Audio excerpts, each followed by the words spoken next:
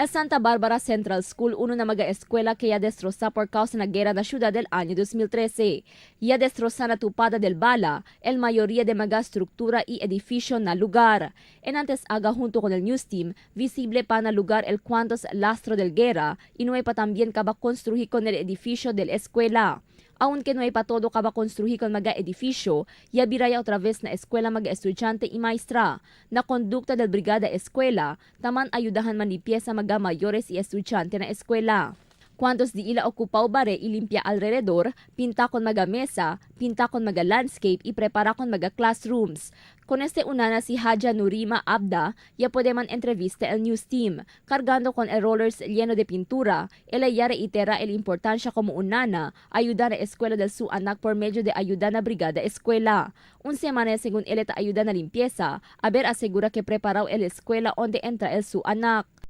Every morning and afternoon, uwi lang ako 5 o'clock.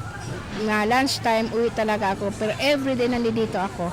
Según oficial encargado de la escuela Vicente Soto, tarindi según sila gracias na kooperación de mga mayores y ayuda desde diferentes grupos para na conducta del brigada escuela. Según con Soto, optimismo sila que el kaba construir el mga otros edificios de la escuela na mes de agosto como cosa ya promete el contractor del proyecto. Na más de 1,500 estudiantes de la escuela, hindi según bastante el classrooms del Santa Barbara Central School. Por eso esperanzado también implementa un shifting classes el escuela na abrida del klase.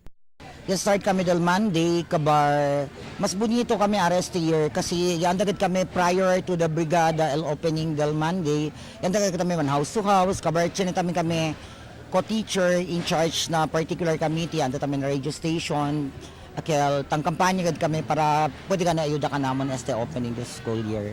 Además, por na classrooms, ta esta según bastante el número de mga silya para acomodar con mga estudyante. Según con Soto, de más temprano ya enderece también casa por casa de ila mga maestra, a ver conducir listing del mga estudyante y informa que abire otra vez el escuela na barangay de Santa Barbara.